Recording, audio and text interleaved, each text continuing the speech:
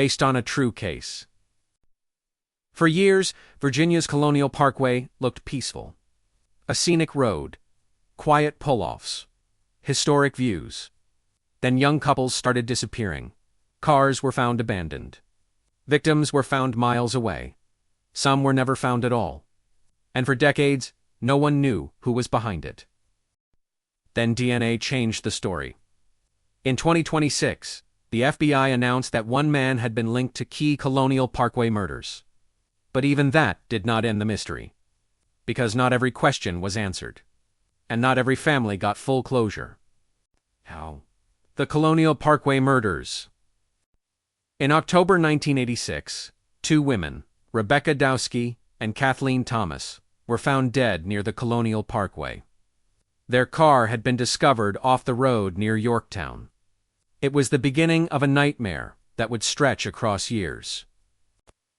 The setting made the case even more disturbing. This was not a dark alley or an abandoned warehouse. It was a scenic public road inside a historic area. A place where people expected peace, not murder. The fear deepened when more cases followed. In September 1987, David Knobling and Robin Edwards were found dead in another part of the region. The similarities were hard to ignore. Young victims, remote locations, vehicles tied to the crime. Then in 1988, Richard Keith Call and Cassandra Lee Haley disappeared. Their car was later found near the Colonial Parkway. But Richard and Cassandra were never found. The pattern had become impossible to dismiss. In 1989, another young couple disappeared. Daniel Lauer and Annie Maria Phelps were later found dead after their vehicle was discovered abandoned at a rest area off Interstate 64. By then, the fear had spread far beyond one road.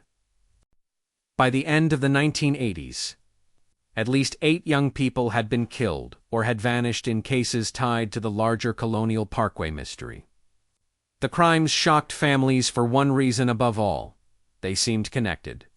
But no one could prove who was responsible. The case became one of Virginia's most haunting cold cases. Years passed, then decades. Families kept waiting. Investigators kept searching. But the road stayed silent. What made the case so unsettling was not just the violence. It was the emptiness after it. A car left behind. A roadside pull-off. A historic parkway. And then, nothing. Then forensic science began to reopen the case. Authorities used advances in DNA testing to revisit old evidence. After decades of uncertainty, investigators finally had a name. In 2026, the FBI announced that Alan Wade Wilmer Sr., who died in 2017, had been linked to the murders of Rebecca Dowski and Kathleen Thomas. Authorities also connected him to multiple killings and disappearances in the wider Colonial Parkway series. It was a breakthrough, but it was not a complete ending, because some cases in the series still remain unresolved. And for many families, the hardest part was this: the man tied to the crimes was already dead. The Colonial Parkway murders still stay with people because the setting feels ordinary.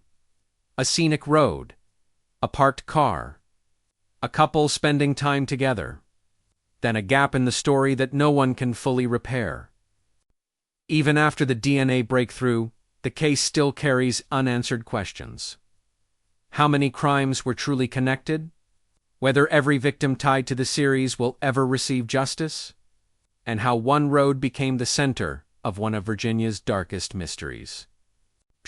The Colonial Parkway murders were never just one crime scene.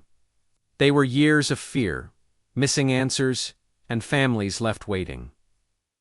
DNA finally brought part of the truth into the light. But even now, the road keeps one part of the story for itself.